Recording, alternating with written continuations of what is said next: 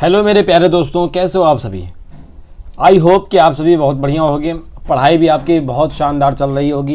ये सारी क्लासेस जो आपकी आ रही हैं बराबर, ये सारी क्लासेस भी आप देख रहे होंगे, एमसीक्यूज़ भी आप कर रहे होंगे। और एमसीक्यूज़ में उम्मीद है कि 90% प्लस स्कोर भी आप करने की कोशिश कर रहे होंगे। बहुत लोगों को 90% प्लस हो भी रहा होगा।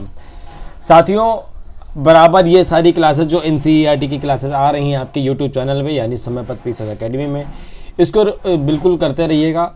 लापरवाही बिल्कुल भी मत करिएगा। आप किसी भी चीज़ की तैयारी कर रहे हो, टेट की, पेट की, नेट की, रेलवे, एसएससी, बैंक या पीसीएस, किसी की भी तैयारी कर रहे हो, ये एनसीईआरटी सभी के लिए, सभी कॉम्पिटिटिव एग्जाम्स के लिए बहुत ज़रूरी है। तो आप बिल्कुल भी इसको छोड़िएगा मत। मैं आपके लिए सारी एनसीईआरटी की क्लासेस ला रहा हूँ और सारी एनसीईआरटी की क्लासेस लाऊंगा, तो बिल्कुल भी परेशान होने की ज़रूरत नहीं है। ठीक है, हमने पिछले 6 चैप्टर कक्षा 7 के कर लिए हैं, क्लास 6 की भी एनसीईआरटी पूरी कर दी है। अभी ये 7वां चैप्टर है एनसीईआरटी की हिस्ट्री का, क्लास 7 की बुक का 7वां चैप्टर है। बुक का नाम, चैप्टर का नाम है जनजातियाँ, खाना बदोश और एक जगह बसे हुए समुदाय। आज हम इसको अच्छे से पढ़ते हैं। अध्याय 2, 3 और 4 में आपने देखा कि किस प्रकार राज्यों का उत्थान और पतन हुआ। इस उठापटक के बीच ही कलाओं, दस्तकारियों और कलात्मक गतिविधियों की नई किस्में शहरों और गांवों में फल फूल रही थी। कह रहा है कि हमने चैप्टर 2 में, 3 में, 4 में ये सब देखा था कि राज्य जो है कैसे बन रहे थे, कैसे वो उनका डिक्लाइन हो रहा था। ठीक है, और जो इनके इसी बीच जो कला है, दस्तकारियाँ हैं, शिल्पकारी है, ये सब कैसे कैसे शहरों में और गांवों में फल फूल रही थी, कैसे कैसे इनका विकास हो रहा था। ठीक है, एक लंबे अंतराल में कई महत्वपूर्ण राजनीतिक, सामाजिक और आर्थिक परिवर्तन हुए, लेकिन सामाजिक परिवर्तन हर तरह एक समान नहीं थे, क्योंकि अलग अलग किस्म के समाज अलग अलग तरीक़ों से विकसित हुए। ऐसा कैसे और क्यों हुआ ये समझना महत्वपूर्ण है। कह रहा है कि जो भी परिवर्तन हुआ, तो ये परिवर्तन भाई सारी जगह एक जैसा तो हो नहीं जाएगा ना, हर जगह अपने हिसाब का परिवर्तन हुआ। और ये परिवर्तन कैसे हुआ, कहाँ पर कितना परिवर्तन हुआ और क्यों हुआ, ये सभी हमको समझना बहुत ज़रूरी है। ठीक, इस उपमहाद्वीप के बड़े हिस्से में समाज वर्ण के नियमानुसार पहले से ही विभाजित था। ब्राह्मणों के द्वारा सुझाए गए नियम बड़े बड़े राज्यों के राजाओं द्वारा स्वीकार किए गए थे। इससे ऊंच और नीच तथा अमीर और गरीब के बीच का फासला बढ़ा। दिल्ली के सुल्तानों और मुगलों के काल में श्रेणीबद्ध समाज ज़्यादा जटिल हो गया। कह रहा है कि जो हमारा समाज था, हमारी सोसाइटी है, तो वो पहले से ही विभाजित थी, यानी ब्राह्मण, क्षत्रिय, वैश्य, शूद्र इसमें विभाजित है। ब्राह्मण जो नियम बताते थे उसी का फॉलो राजा लोग करते थे। ठीक, इससे ऊंच नीच, अमीर गरीब, ये सब का जो है एक डिफरेंस है, अंतर है, ये बढ़ने लग गया। दिल्ली के सुल्तान और मुगलों के समय श्रेणीबद्ध समाज ज़्यादा जटिल हो गया था। बात समझ में आ गई। आगे कह रहा है बड़े शहरों से परे जनजातीय समाज, अलबत्ता दूसरे तरह के समाज भी उस समय मौजूद थे। उपमहाद्वीप के कई समाज ब्राह्मणों द्वारा सुझाए गए सामाजिक नियमों और कर्मकांडों को नहीं मानते थे और ना ही वे कई असमान वर्गों में विभाजित थे। कौन? कह रहा है कि उपमहाद्वीप के कई ऐसे भी समाज थे जो ब्राह्मणों द्वारा ये सुझाए गए सामाजिक नियमों और कर्मकांडों को मानते ही नहीं थे, उनके अपने नियम थे। ठीक है, अक्सर ऐसे समाजों को जनजाति कहा जाता है। यानी कह रहा जो जनजाति थे, जनजातियों में जो रहते थे, ये कर्मकांड भी नहीं करते थे और जो ब्राह्मण जिस सोसाइटी को बांटते थे, जैसे जो राजा लोग मानते थे, ये उनको भी नहीं मानते थे। इनके अपने नियम कानून होते थे, ये अपने हिसाब से चलते थे। और ये थे कौन? जनजाति। आज भी जो जनजाति समाज है, इनके अपने नियम कायदे होते हैं, ये अपने ही नियम कायदों के अनुसार अपने समाज का निर्वहन करते हैं। ठीक है, प्रत्येक जनजाति के सदस्य नातेदारी के संबंध से जुड़े होते थे। कई जनजातियाँ खेती से अपना जीविकोपार्जन करती थी। अपना खर्चा कैसे चलाती थी? अपना जीविकोपार्जन मतलब कि अपना जो भी रहन सहन है, अपना खान पान है, कहाँ से लेती थी? खेती से लेती थी। कुछ दूसरी जनजातियों के लोग शिकारी भी होते थे, संग्राहक भी होते थे और पशुपालक भी थे। प्रायः वे अपने निवास स्थान के जो भी प्राकृतिक संसाधन होते थे उसका पूरा पूरा इस्तेमाल करने के लिए इन गतिविधियों का मिला जुला रूप अपनाते थे। जैसे कि जिस जंगल में रह रहे हैं जनजाति, ठीक है, जिस जंगल में रह रहे हैं वहाँ खेती भी करते थे, वहाँ मधुमक्खी का छत्ता है तो उससे शहद भी निकालेंगे, और वहाँ जितने भी नेचुरल चीज़ें उनको मिल पाती हैं सभी का वो इस्तेमाल करते थे, पशुपालन भी करते थे। ठीक है, कुछ जनजातियाँ खाना बदोश थीं। खाना बदोश मतलब वे एक जगह से दूसरी जगह घूमा करती थीं। जनजातीय समूह संयुक्त रूप से भूमि और चारागाह पर नियंत्रण रखते थे। जनजातीय समूह क्या करता था, जमीन पर और जो भी चारागाह समूह है, यानी कि जहाँ पर घास वास होती है जिस मैदान में, वहाँ पर अपना एक कंट्रोल रखते थे और खुद के ही बनाए नियमों के आधार पर परिवारों के बीच इनका बंटवारा करते थे। इस उपमहाद्वीप के विभिन्न हिस्सों में कई बड़ी जनजातियां फली फूली। सामान्यतः ये जंगलों, पहाड़ों, रेगिस्तानों और दूसरी दुर्गम जगहों पर निवास करती थी। कौन? ये जनजातियां। कभी कभी जाति विभाजन पर आधारित अधिक शक्तिशाली समाज के साथ उनका टकराव होता था। कई मायनों में इन जनजातियों ने अपनी आज़ादी को बरकरार रखा और अपनी अलहदा संस्कृति को बचाया।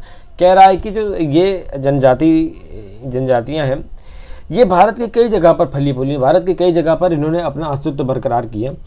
जंगल हो, पहाड़ हो, रेगिस्तान हो, दूसरी कोई दुर्गम जगह हो, वहाँ पर रहती थी। और जो हम लोग हैं, जैसे हम लोग के इसके साथ, यानी कि जो समाज के मुख्य धारा के लोग हैं उनके साथ इन जनजातियों का कई बार टकराव हुआ। क्यों टकराव हुआ? कि भाई ये अपनी आज़ादी चाहते थे। ये कहते थे कि हम तुम्हारे नियम कानून नहीं मानेंगे, हमारा खुद का नियम कानून है, हम अपने हिसाब से चलेंगे, हमारी अपनी संस्कृति है। आज भी कई बार ऐसा देखने को मिलता है। लेकिन जाति आधारित और जनजातीय समाज दोनों अपनी विविध किस्म की ज़रूरतों के लिए एक दूसरे पर निर्भर भी रहे। टकराव और निर्भरता की इस संबंध ने दोनों तरह के समाजों को धीरे धीरे बदलने का काम किया। ठीक, आगे आ जाते हैं। जनजातीय लोग कौन थे? कौन थे जनजातीय लोग? समकालीन इतिहासकारों और मुसाफिरों ने जनजातियों के बारे में बहुत कम जानकारी दी है। कुछ अपवादों को छोड़ दें तो जनजातीय लोग भी लिखित दस्तावेज नहीं रखते थे। जनजातीय लोग जो थे वो कुछ लिखते नहीं थे, तो लिखित दस्तावेज ये नहीं रखते थे, लेकिन समृद्ध रीति रिवाजों और वाचिक या मौखिक परंपराओं का वे संरक्षण करते थे। कह रहा है कि लिखते नहीं थे, लेकिन जो मौखिक परंपरा है, बोलचाल के जरिए जो चीज़ें ट्रांसफ़र करते थे, इस परंपरा का वे संरक्षण करते थे। ये परंपराएं हर नई पीढ़ी को विरासत में मिलती थी। आज के इतिहासकार जनजातियों का इतिहास लिखने के लिए इन वाचिक परंपराओं का इस्तेमाल करने लग गए। ठीक है, बात समझ में आ गई? यानी वो लिखते नहीं थे, वो ज़्यादा से ज़्यादा मौखिक चीज़ें, यानी कि बोलचाल में चीज़ें, हमने आपको कोई चीज़ बताई, आपने किसी और को बताई, उसने किसी और को बताई, ऐसे करके ये वाचिक चीज़ें या मौखिक चीज़ों का प्रयोग करते थे। जनजातीय लोग भारत के लगभग हर क्षेत्र में पाए जाते थे। किसी भी एक जनजाति का इलाका और प्रभाव समय के साथ साथ बदलता रहता था। कुछ शक्तिशाली जनजातियाँ का बड़े इलाकों पर नियंत्रण था। पंजाब में खोखर जनजाति, कौन सी? खोखर जनजाति। कहाँ पर? पंजाब में। पंजाब में खोखर जनजाति 13वीं और 14वीं सदी के दौरान बहुत प्रभावशाली थी। यहाँ बाद में गख्खर लोग, कौन लोग? किसकी बात कर रहे हैं? गख्खर लोग। कहाँ पर? पंजाब में। यही बाद में गख्खर लोग ज़्यादा महत्वपूर्ण हो गए। उनके मुखिया कमाल खान गख्खर। कौन? गख्खर।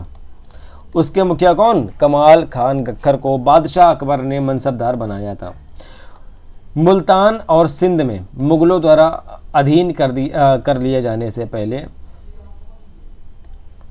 ये जो लंगाह और अरघुन, कौन? लंगाह और अरघुन लोगों का प्रभुत्व है, अत्यंत विस्तृत क्षेत्र पर था। किसका? लंगाह और कौन था? ये अरघुन जो लोग थे, अरघुन, इनका जो प्रभुत्व है ये क्या है? ये देखो, इसमें मैप में भी सारी चीज़ें दी गई हैं। गख्खर है ना, और ये अरघुन, ये सारी जनजातीय समाज हैं। तो इनका कह रहा है कि बड़े बड़े क्षेत्रों में इनका प्रभाव हुआ करता था। उत्तर पश्चिम में एक और विशाल और शक्तिशाली जनजाति थी, वो है बलोच। बलोच जो कि आज हम बलूचिस्तान देखते हैं ना, बलूचिस्तान, तो उसमें क्या कौन है? बलोच ही तो हैं। तो और जो बार बार कहते हैं कि हम पाकिस्तान के साथ नहीं रहेंगे, हमारा अलग देश होगा जो है बलूचिस्तान, है ना, यही बलोच की बात की जा रहे हैं। ये लोग अलग अलग मुखियों में कई छोटे छोटे कुलों में बटे हुए थे। पश्चिम हिमालय में गड्डी गड़रियों की जनजाति रहती थी। किसकी रहती थी? गड्डी गड़रियों। उप महाद्वीप के सुदूर उत्तर पूर्वी भाग पर नागा, अहोम और कई दूसरी जनजातियों की पूरी तरह प्रभुत्व था। कहाँ पर? नागा अहोम था। ये यहाँ पर ये देखो अहोम है, ये नागा है, मतलब कि आज के इधर पूर्वोत्तर में, यानी कि असम, नागालैंड, मणिपुर इधर साइड की बात कर रहा है ना। ये देखो खासी है, खासी यानी खासी जनजाति, ठीक। गारो, खासी, जयंतिया। मौजूदा बिहार और झारखंड के कई इलाकों में 12वीं सदी तक चेर सरदार शाहियों का उदय हो चुका था। बादशाह अकबर के प्रसिद्ध सेनापति राजा मान सिंह ने 1591 में यानी 1591 में चेर लोगों पर हमला किया था और उन्हें परास्त कर दिया था। उन्हें लूट कर अच्छा खासा माल इकट्ठा किया, लेकिन वे पूरी तरह अधीन नहीं बनाए गए। जो चेर लोग थे वो पूरी तरह अधीन नहीं बनाए गए थे। औरंगजेब के समय में मुगल सेनाओं ने जो चेर थे, चेर लोगों के कई किलों पर कब्जा किया था और इस जनजाति को, चेर जनजाति को अपने अधीनस्थ बना दिया था। इस क्षेत्र में रहने वाले महत्वपूर्ण जनजाति में मुंडा और संताल थे। यद्यपि ये उड़ीसा और बंगाल में भी रहते थे। अब हम मैप में देखें, ये आपको दिख रहा होगा, यहाँ पर चेर दिख रहा है, ये मुंडा दिख रहा है ना, दिख रहा है झारखंड के रीजन में। ये उरांव दिख रहा है, संथाल दिख रहे हैं, दिख रहा है कि नहीं? थोड़ा सा ब्लर है, लेकिन मैं आपको बता रहा हूँ तो उसको आपको देखना है। कर्नाटक और महाराष्ट्र की पहाड़ियाँ कोली, बेराद और कई दूसरी जनजातियों के निवास स्थान थे। कौन? कर्नाटक और महाराष्ट्र की जो पहाड़ी थी, कोली, बेराद और दूसरी कई जनजातियों के निवास स्थान थे। ये देखो हम देखें, ये है कर्नाटक, ये है महाराष्ट्र और इसके नीचे है कर्नाटक, है ना। तो यहाँ पर ये देख रहे हैं बेराद, ये कोली, भील, ये है ना, ये देखो सारे नाम लिखे हुए हैं, तो हमें किसी बात की परेशानी नहीं, हम देख ले रहे हैं। कोली लोग जो थे गुजरात के कई इलाकों में भी रहते थे, कुछ और दक्षिण में थे, जैसे कोरागा, वेतर, मारवाड़ और दूसरी जनजातियों की विशाल आबादी थी। भीलों की बड़ी जनजाति पश्चिमी और मध्य भारत में फैली हुई थी। किसकी? भीलों की। 16वीं सदी के अंत आते आते उनमें से कई जो थे एक जगह बसे हुए खेतिहर और यहाँ तक कि जमींदार भी बन चुके थे, समझ रहे हो। तब भी भीलों के कई जो परिवार होते थे, जिनको कुल बोलते थे, वो शिकारी संग्राहक बने रहे, यानी शिकार करते थे और वो मांस को स्टोर करते थे। मौजूदा छत्तीसगढ़, मध्य प्रदेश, महाराष्ट्र और आंध्र प्रदेश में गोंड लोग बड़ी तादाद में फैले हुए थे। आज का जो छत्तीसगढ़ है, मध्य प्रदेश है, महाराष्ट्र और आंध्र प्रदेश है, यहाँ पर गोंड जनजाति काफ़ी हद तक फैली हुई थी। आज भी प्रेजेंट टाइम में सारी जनजातियाँ हैं, ऐसा नहीं कि ख़त्म हो गई हैं। खानाबदोश और घुमंतू लोग कैसे होते थे? खानाबदोश चरवाहे अपने जानवरों के साथ दूर दूर तक घूमते थे। उनका जीवन दूध और अन्य पशुचारी उत्पादों पर निर्भर था। किसका? खानाबदोश लोग जो थे वे खेतिहर गृहस्थों से अनाज, कपड़े, बर्तन और ऐसी ही जो भी चीज़ें होती थी उनके लिए ऊन, घी इत्यादि का विनिमय करते थे, यानी विनिमय मतलब लेन देन, व्यापार। कुछ खानाबदोश अपने जानवरों पर सामानों की ढुलाई का काम करते थे। एक जगह से दूसरी जगह जाते जाते वे सामानों की खरीद फरोख्त भी करते थे। तो ये इम्पॉर्टेंट है भाई, पूछ लिया जाता है कि खानाबदोश लोग कौन थे। खानाबदोश लोग आपसे अगर पूछ लिया जाए कि खानाबदोश लोग कौन थे, वो क्या कार्य करते थे, तो आपको यही बताना है कि खानाबदोश लोग वस्तुओं का विनिमय भी करते थे, कुछ चीज़ जानवरों पर सामान का ढुलाई का काम भी करते थे, ये व्यापार का भी काम करते थे। बंजारा लोग सबसे महत्वपूर्ण व्यापारी खानाबदोश थे। कौन? बंजारा। हमने पिछले चैप्टर में बंजारों की बात की थी और कहा था कि अगले चैप्टर में इसको अच्छे से बताएंगे। तो जो बंजारा लोग थे ये सबसे महत्वपूर्ण व्यापारी खानाबदोश थे। उनका जो कारवां था, कारवां क्या कहलाता था? उनका कारवां टांडा कहलाता। टांडा, ये क्वेश्चन आ जाता है कि किनका कारवां टांडा कहलाता है? सुल्तान अलाउद्दीन खिलजी बंजारों का ही इस्तेमाल करके नगर के बाज़ारों तक अनाज की ढुलाई के लिए ये बंजारों का ही इस्तेमाल किया करते थे। कौन? अलाउद्दीन खिलजी। बादशाह जहांगीर ने अपने संस्मरणों में लिखा है कि बंजारे विभिन्न इलाकों से अपने बैलों पर अनाज ले जाकर शहरों में बेचा करते थे। सैन्य अभियानों के दौरान वे मुगल सेना के लिए खाद्यान्नों की ढुलाई का काम करते थे। किसी भी विशाल सेना के लिए 1 लाख बैल अनाज ढोते होंगे। किसी भी विशाल सेना के लिए 1 लाख बैल अनाज ढोते होंगे, ऐसा कहा जा रहा है। ठीक, तो ये जो बंजारे लोग थे, ये लोग सेना के लिए कार्य करते थे, व्यापार के लिए कार्य करते थे। उस समय की अर्थव्यवस्था को बढ़ाने में इनका बहुत ही बड़ा योगदान था। क्यों? क्योंकि ये भाई व्यापार में सामान को एक जगह से दूसरी जगह ले जाने में कार्य करते हैं। बंजारे 17वीं सदी के आरंभ में भारत आने वाले एक अंग्रेज व्यापारी पीटर मंडी ने बंजारों का वर्णन किया है। क्या वर्णन किया है? सुबह हमारी मुलाकात बंजारों की एक टांडा से हुई। टांडा क्या है? अभी हमने ये ऊपर बताया कि जो उनका कारवां होता है, किसका? बंजारों का कारवां होता है, उसको टांडा कहा। यानी जब कई लोग एक साथ चलते हैं तो उसको कारवां कहते हैं। जिसमें 14,000 बैल थे। सारे पशु गेहूं और चावल जैसे अनाजों से लदे हुए थे। ये देख रहे हो भाई, 14,000 बैलों का कारवां था। 14,000 बैल। ये बंजारे लोग अपनी पूरी घर गृहस्थी, बीवी और बच्चे अपने साथ लेकर चलते हैं। एक टांडा में कई परिवार होते हैं। उनका जीने का तरीका उन भारवाहकों से मिलता जुलता है जो लगातार एक जगह से दूसरी जगह जाते रहते हैं। गाय बैल उनके अपने होते हैं। कई बार वे सौदागरों के द्वारा भाड़े पर नियुक्त किए जाते हैं, लेकिन ज़्यादातर वे खुद सौदागर होते हैं। कह रहे हैं कि कई बार व्यापारी लोग जो होते हैं वो अपना सामान इधर से उधर पहुंचाने के लिए इनको पैसे देते थे या इनको भाड़ा देते थे, लेकिन ज़्यादातर क्या होता था, ये खुद ही व्यापारी होते थे। अनाज जहाँ सस्ता उपलब्ध है वहाँ से वे खरीद लेते थे और उस जगह ले जा करके बेचते थे जहाँ पर महंगा है। ये क्या करते थे, अगर एक जगह है, मान लीजिए यहाँ पर कोई गेहूँ है, यहाँ सस्ता है, तो यहाँ से इन्होंने खूब गेहूँ खरीद लिया। किन्होंने? बंजारे लोगों ने। और दूसरी जगह जा करके जहाँ महंगा है वहाँ जाकर बेच करके मुनाफा कमा लिया। ऐसे ये व्यापार करते थे। वहाँ से वे फिर ऐसी चीज़ खरीद लेते थे जो किसी और जगह मुनाफे के साथ बेची जा सकती है। टांडा में 600 से 700 लोग हो सकते थे। जो कारवां इनका होता था ना, कारवां बंजारों का, तो उसमें कह रहा है 600 से 700 लोग होते थे। अकेले नहीं चलते थे वे। एक दिन में 6 या 7 मील से ज़्यादा सफ़र नहीं करते। यहाँ तक कि ठंडे मौसम में भी अपने गाय बैलों पर से सामान उतारने के बाद वे उन्हें चरने के लिए खुला छोड़ देते थे, क्योंकि यहाँ ज़मीन पर्याप्त है और उन्हें रोकने वाला कोई नहीं है। ठीक, आज भी आपने बंजारे लोग को देखा होगा कि आपके गांव क्षेत्र में आते हैं रुकने, लेकिन ज़्यादा देर रुकते नहीं, ज़्यादा दिन नहीं रुकते हैं, है ना। 15 दिन, 20 दिन या महीना भर, 4 या 3-4 महीना बहुत ज़्यादा रुक जाते हैं। खानाबदोश और भ्रमणशील समूह। खानाबदोश घुमंतू लोग होते थे। खानाबदोश का मतलब है घुमंतू लोग। उनमें से कई पशुचारी होते थे जो अपनी रेवड़ और पशु वृंद के साथ, यानी जो पशुओं के जो समूह के साथ एक चारागाह से दूसरे चारागाह को घूमते रहते थे। ये होते थे खानाबदोश लोग। इसी तरह दस्तकार, फेरी वाले और नर्तक, गायक एवं अन्य तमाशबीन भ्रमणशील समूह अपना काम धंधा करते करते एक जगह से दूसरी जगह यात्रा करते रहते थे। खानाबदोश और भ्रमणशील समूह दोनों अक्सर उस जगह लौटकर आते थे जहां उन्होंने पिछले साल दौरा किया था। ये मतलब एक जगह से दूसरी जगह पर घूमते रहते थे, है ना, एक जगह टिकते नहीं थे। कई पशुचारी जनजातियां मवेशी और घोड़ों जैसे जानवरों को पालने पोसने और संपन्न लोगों के हाथ में उन्हें बेचने का काम करती थी। किसे? घोड़ों को या जानवरों को।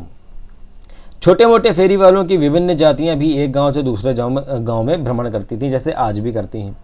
ये लोग रस्सियां, सरकंडे की चीज़ें, फूस की चटाई और मोटे बोरे जैसे माल बनाते और बेचते थे। कभी कभी भिक्षुक लोग भी घुमंतू सौदागरों का काम करते थे। भिक्षुक लोग जो भीख मांगने वाले हैं। नर्तकों, गायकों और अन्य तमाशबीनों की भी जातियां थीं जो विभिन्न नगरों और गांवों में कमाई के लिए अपनी कला का प्रदर्शन करती थीं। ठीक है, अब कह रहा बदलता समाज, नई जातियां और श्रेणियां क्या करती थी। बदलता समाज, जो नई जातियां बन रही थी और श्रेणियां थी, वो क्या करती थी।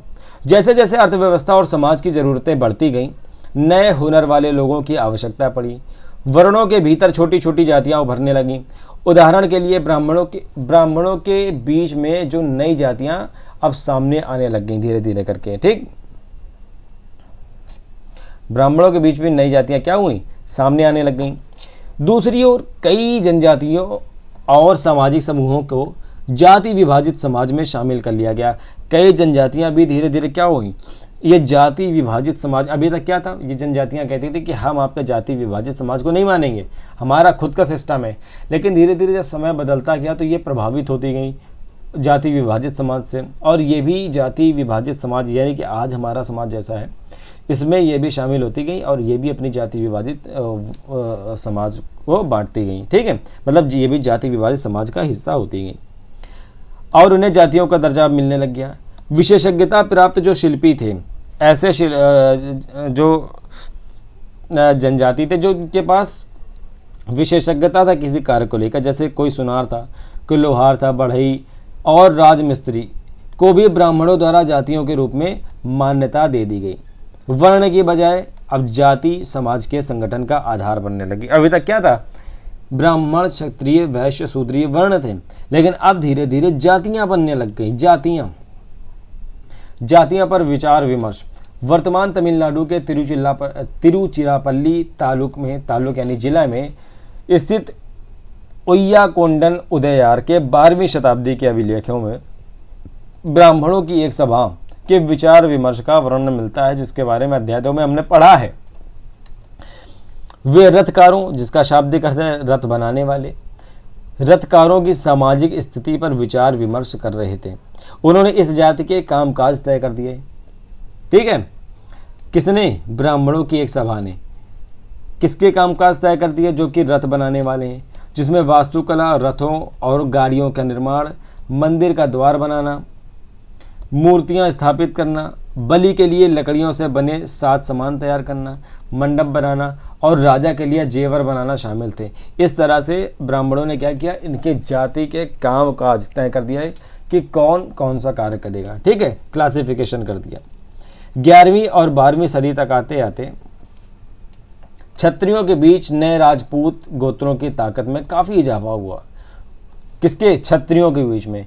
वे हूड़, चंदेल, चालुक्य और कुछ दूसरी वंश परंपराओं से आते थे।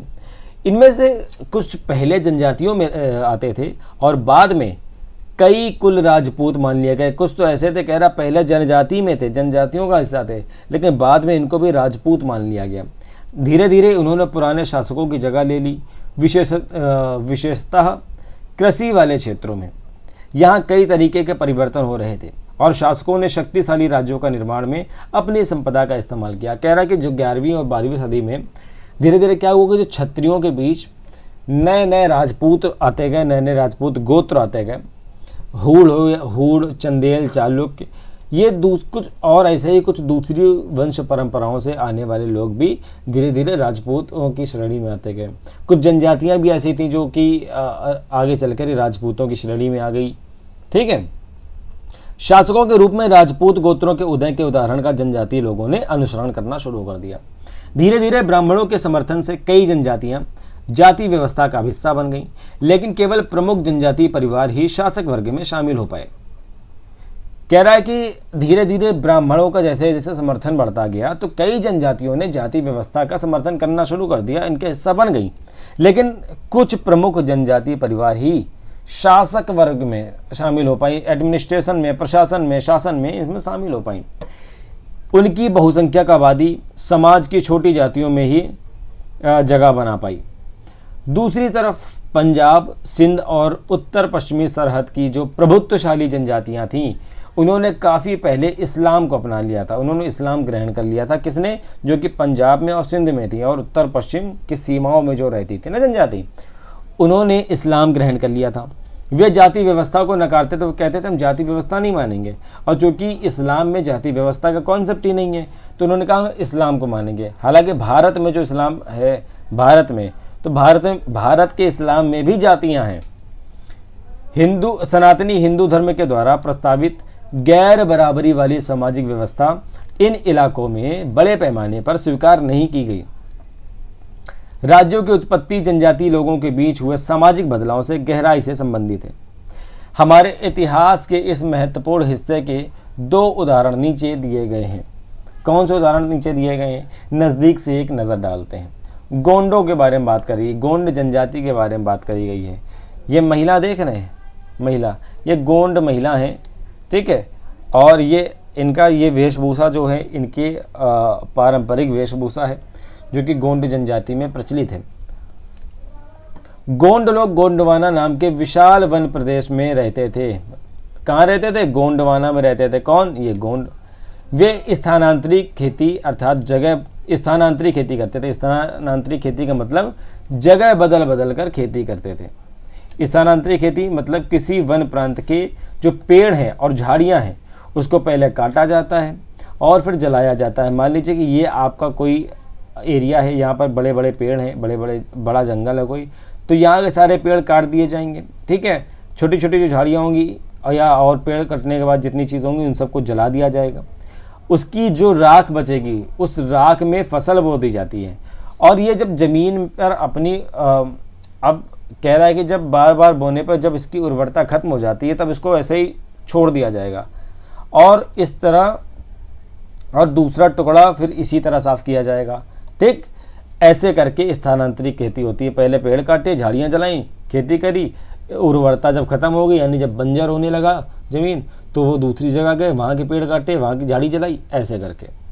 विशाल गोंड जनजाति के छोटे छोटे कुलों में भी बटी हुई थी। कौन? जो गोंड जनजाति है, कह रहा है कई छोटे छोटे कुलों में बटी हुई थी। प्रत्येक कुल का अपना राजा होता था या राय होता था। राजा या राय होता था। जिस समय दिल्ली के सुल्तानों की ताकत घट रही थी उसी समय कुछ बड़े जो गोंड राज थे छोटे गोंड सरदारों पर हावी होने लगे थे। हर समाज में यही है कि जो बड़ा है वो छोटे को खाने के लिए भाई साहब बैठा हुआ है।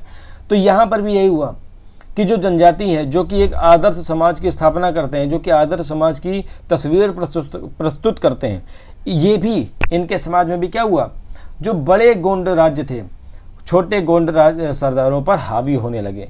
अकबर के शासनकाल के एक इतिहास अकबरनामा में उल्लिखित है कि गढ़कटंगा के गोंड राज्य में 70,000 गांव थे। 70,000। इन राज्यों की प्रशासनिक व्यवस्था केंद्रीकृत हो रही थी। राज्य जो थे गढ़ों में विभाजित थे। राज्य किसमें विभाजित थे? गढ़ों में। गढ़ जो राज्य थे वो गढ़ों में विभाजित थे। ठीक, हर गढ़ किसी खास गोंड कुल के नियंत्रण में था। जो कह रहा है जो जैसे मान लीजिए ये बहुत बड़ा राज्य है, ये गढ़ में विभाजित है। ठीक है, और जो हर गढ़ है वो किसी न किसी गोंड कुल के नियंत्रण में था। ठीक, ये फिर से 84 गांवों की इकाइयों में विभाजित होते थे। अब ये जो गढ़ थे ये 84 गांवों की इकाइयों में विभाजित होते थे जिन्हें 84 कहा जाता था। 84 का भी उप विभाजन होता था जिनको बरहोतों में होता था, जो 12-12 गांवों को मिला करके बनते थे। बात समझे? राज्य है, फिर गढ़ बने, गढ़ इनका जो गोंडों के अधीन होते थे। ठीक, किसी खास गोंड कुल के गोंड परिवार के नियंत्रण में होते थे और ये फिर 84 गांवों में बटे होते थे। 84 गांवों में, जिसको 84 कहते थे। और ये 84 जो है इसका भी सब डिवीज़न होता था बरहोतों में। और बरहोतों क्या थे? ये 12-12 गांवों के समूह थे। ठीक, बात समझ में आई कि नहीं आई?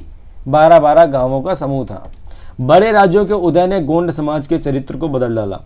जब बड़े राज्य उदय होने लगे तो धीरे धीरे ये समाज जो है बदलने लग गया। उनका मूलतः बराबरी वाला समाज धीरे धीरे असमान सामाजिक वर्गों में विभाजित हो गया। ब्राह्मण लोगों ने गोंड राजाओं से अनुदान में भूमि प्राप्त की और अधिक प्रभावशाली बन गए। गोंड सरदारों को अब राजपूतों के रूप में मान्यता प्राप्त करने की चाहत हुई। अब इनको क्या हुआ, जब इनको भूमि मिलने लग गई राजाओं से, तो अब इनको ये हुआ कि यार हमको ना राजपूत ये कह दें या राजपूत कह दें तो हमारी शक्ति बढ़ जाएगी, प्रतिष्ठा बढ़ जाएगी। क्योंकि उस समय में राजपूतों की यानी जो शासन करते थे उनकी शक्ति बहुत थी। और अगर आप सत्ता पे बैठे हो तो आपको राजपूत, अगर आप हो राजपूत, आपने अपने आप को साबित कर दिया तो आपका प्रतिष्ठा का लेवल ही अलग हो जाता था। ठीक, तो इनको चाहत हो गई कि भैया इनको भी राजपूतों के रूप में मान्यता मिल जाए। इसलिए गढ़कटंगा के गोंड राजा अमनदास ने संग्राम सिंह की उपाधि ले ली। किसने ले ली? संग्राम सिंह की उपाधि ले ली। किसने ले ली? जो अमनदास थे उन्होंने, अमनदास ने। और अमनदास कौन थे? गोंड राजा थे गढ़कटंगा के। उनके पुत्र दलपत ने महोबा के चंदेल राजपूत राजा सालबाहन की पुत्री राजकुमारी दुर्गावती से विवाह कर लिया।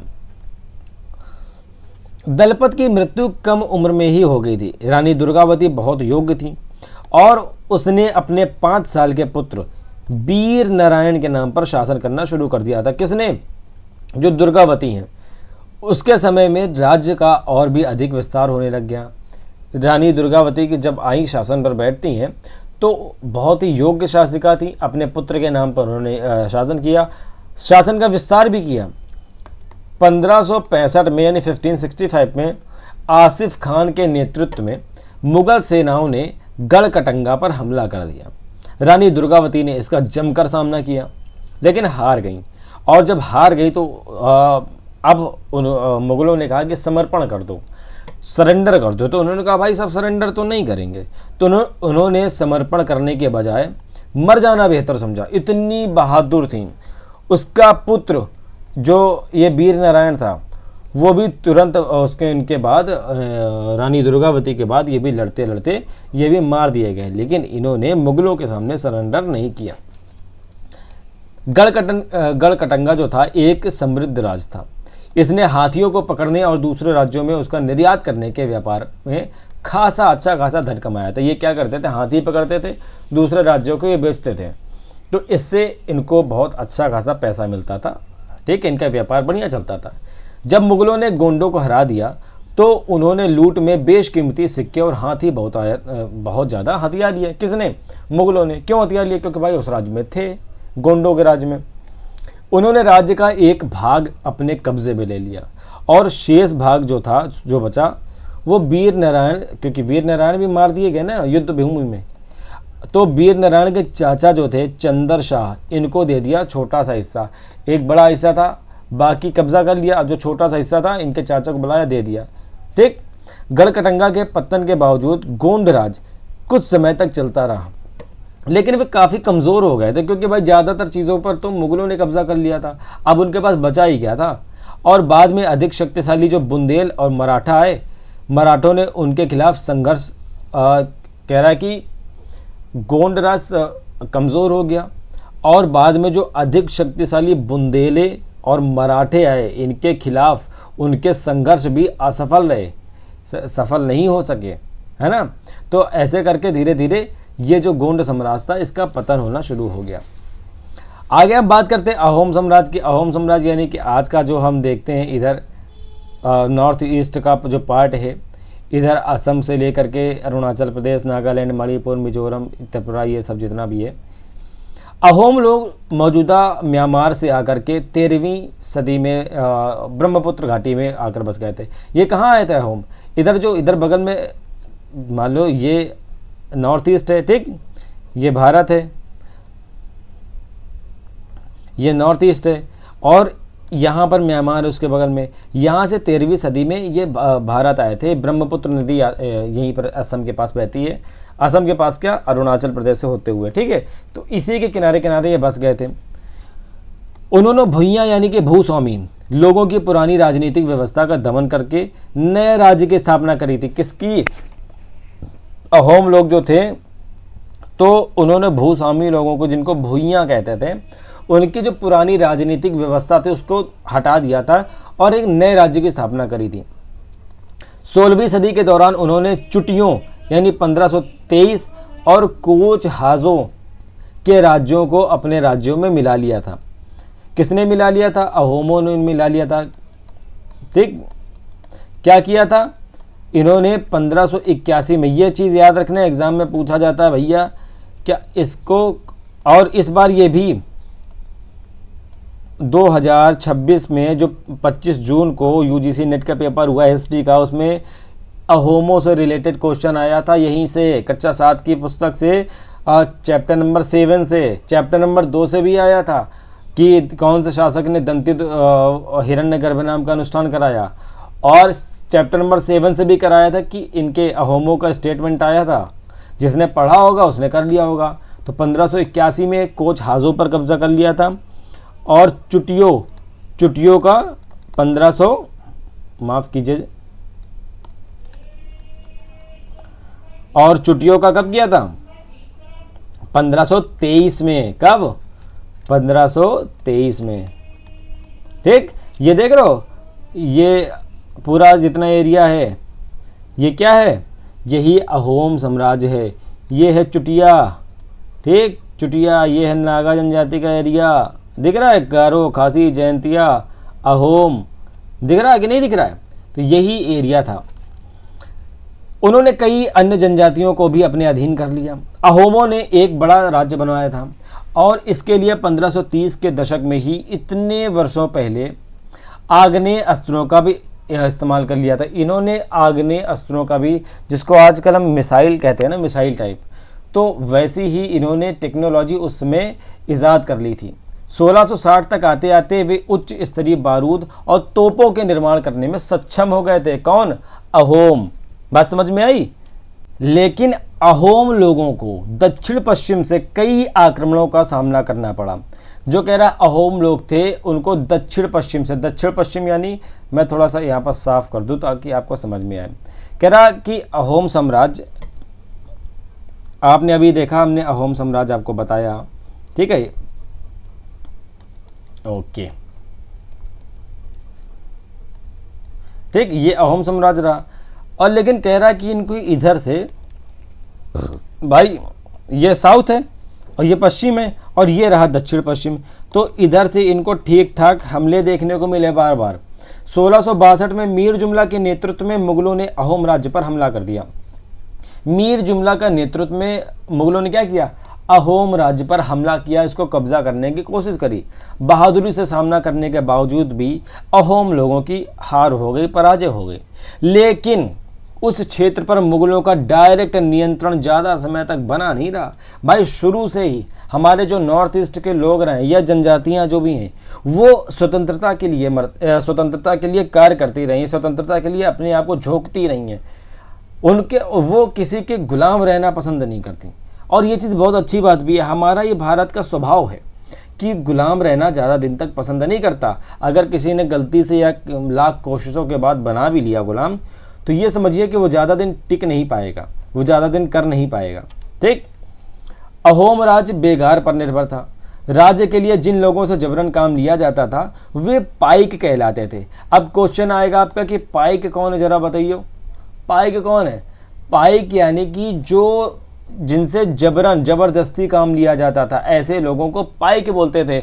और भाई ये एग्ज़ाम में आया था इस बार, जो मैं बता रहा हूँ ना, 2026 का जो 25 जून को नेट यूजीसी का पेपर हुआ था, यूजीसी नेट का, उसमें ये आया था।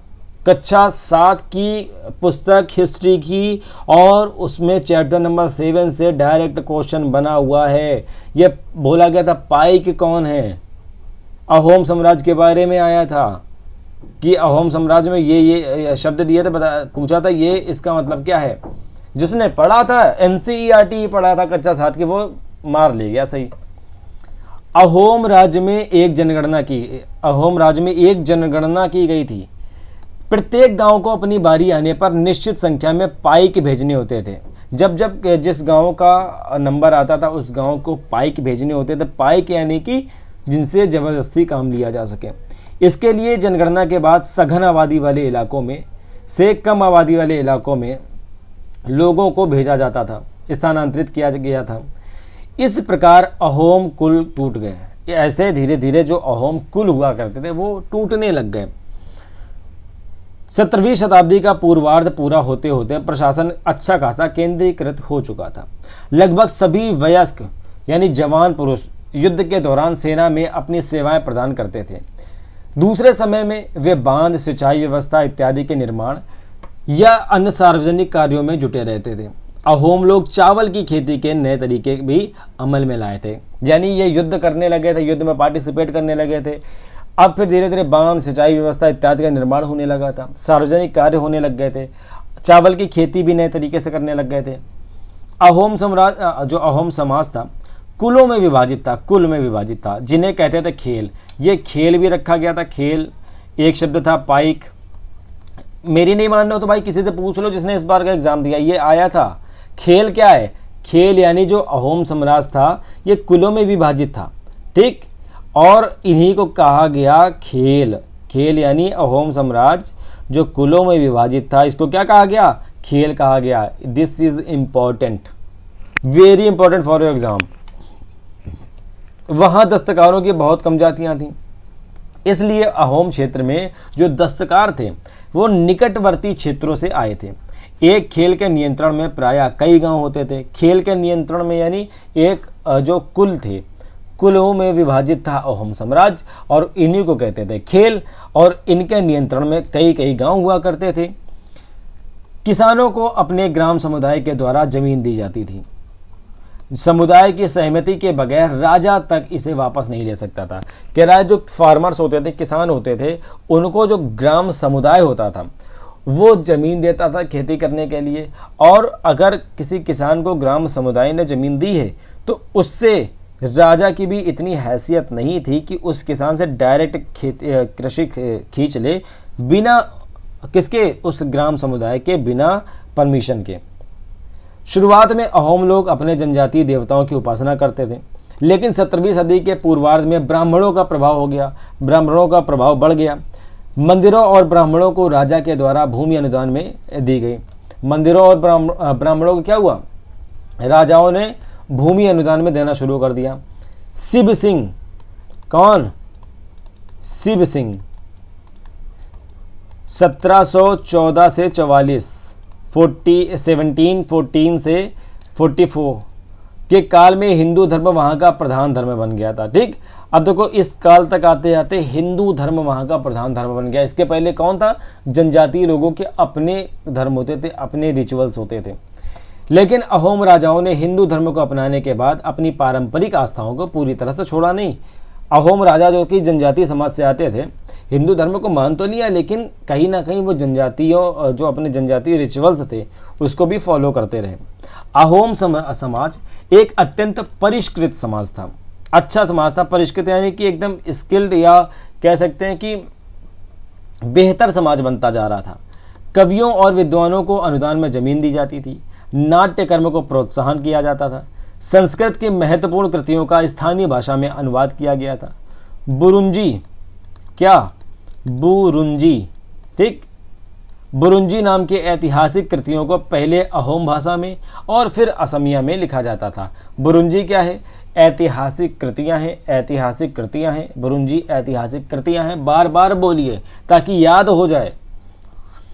बुरुंजी ऐतिहासिक कृतियां हैं जो पहले अहोम भाषा में और फिर असमिया भाषा में लिखी गई थी, लिखा गया था इन्हें। ठीक है, अब निष्कर्ष देख लेते हैं। जिस युग की हम चर्चा करते आए हैं उस युग के दौरान उपमहाद्वीप में काफ़ी सामाजिक परिवर्तन होने लग गया। वर्ण आधारित समाज और जनजातीय लोग एक दूसरे के साथ लगातार संपर्क में आते रहे। इस आदान प्रदान ने दोनों तरह के समाजों में अनुकूलन और बदलाव की प्रक्रिया चलाई। मतलब कह रहा है एक समाज ये है, एक समाज के लोग ये हैं, ये इधर, और एक दूसरे के कांटेक्ट में रहे, तो इन्होंने इनसे कुछ सीखा और इन्होंने इनसे कुछ सीखा, दोनों ने एक दूसरे से कुछ ना कुछ सीखना शुरू कर दिया। बहुत सी विभिन्न प्रकार की जनजातियां थीं और उन्होंने विभिन्न प्रकार की जीविकाएं अपनाई। मतलब विभिन्न प्रकार की जीविकाएं अपनाई यानी कि जो कार्य के तरीके थे या काम जो उनको करना था जिससे वो खाना खर्चा चलाएंगे, तो बहुत से तरीके के काम उन्होंने अपना लिए। कालांतर में यानी बाद में उनमें से कई जाति आधारित समाज में शामिल हो गई। जाति आधारित समाज यानी कि जो हमारा आज का समाज है ना, जिसमें कि जातियां हैं। ठीक, इसके पहले क्या होते थे, इसके पहले वर्ण आधारित समाज था।